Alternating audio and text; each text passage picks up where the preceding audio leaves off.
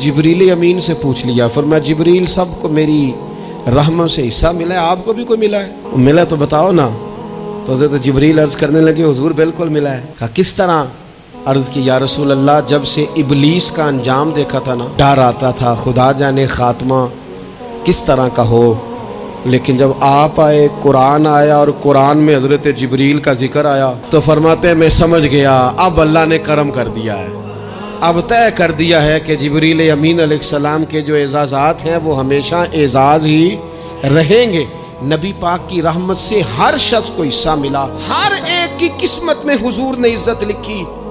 कहा बाप राजी हो गया तो रब राजी हो गया। फरमाया माँ के कदमों के नीचे जन्नत, बहनों की बेटियों की परवरिश जो करके आएगा मेरे साथ जुड़ के उंगलियों की तरह जन्नत में जाएगा। फरमाया तुम में सबसे बेहतर वो जो अपने घर वालों के लिए, अपनी बीवी के लिए बेहतर, मैं तुम सबसे ज़्यादा अपने घर वालों के लिए बेहतर।